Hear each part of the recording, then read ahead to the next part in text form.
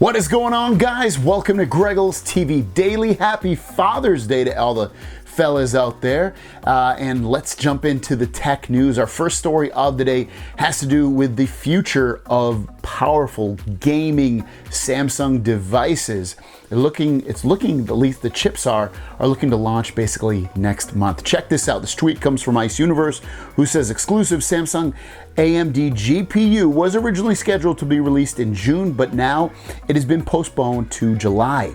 When will we know the performance of the AMD GPU on Exynos and other details? So remember, this would be an Exynos / AMD collaboration for their graphics processing unit.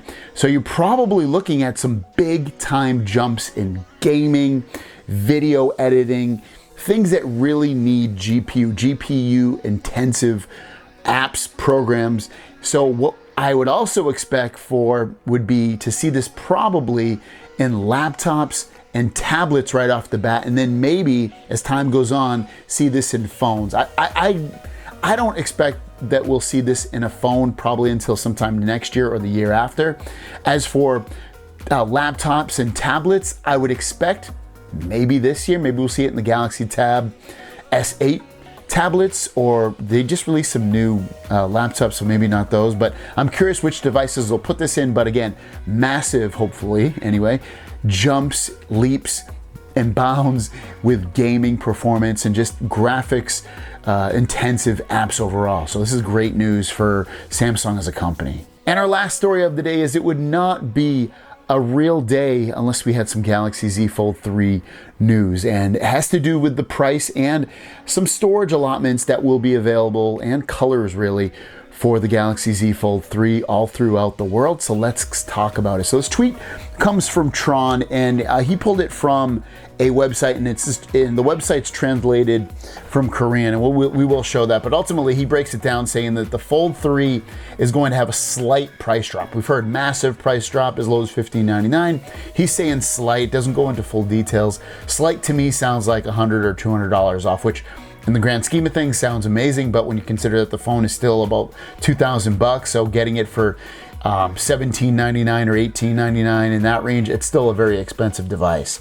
And he also says even though almost all new high cool awesome technologies are included in the Fold 3, the price will be slightly lower than that of the Fold 2, and Samsung will focus on initial sales and marketing.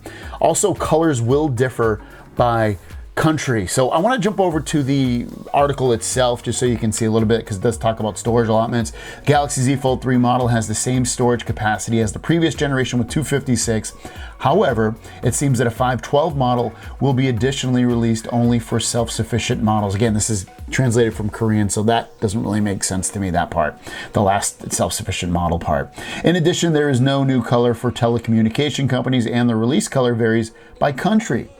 So ultimately what we're looking at here is a Galaxy Z Fold 3 that potentially is probably going to be slightly cheaper, at least at launch, than the Galaxy Z Fold 2 was. This came out at $19.99. You're probably looking at, again, $17 or $18.99. But again, we've also heard $15.99. So it's tough to see who's going to be right at the end of the day until this phone actually gets released, or at least a few days before it does get released and launched. The other part, we potentially might see a 512 gig variant of this phone, which if we do, you're probably looking at it also probably having 16 gigs of internal RAM in there as well. Whereas the 256 probably gonna only have 12 gigs of RAM again, which is a lot of RAM, don't get me wrong. And then colors, we're probably looking at, we've heard black is gonna be a very predominant color for the phone.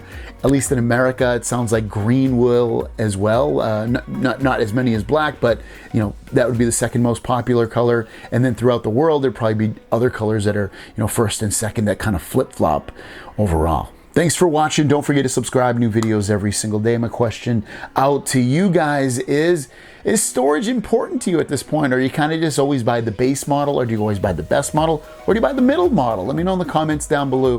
For me, 256 gig of storage is really, really sweet. I could probably live off 128. It gets a little hairy at that point, especially it being my main phone, but 256 is totally sweet for me to use, because I usually use my phone for about a year, and that's by towards the end of that year, I'm getting close within 40 or 50 gigs of storage left, so I'm completely fine with that.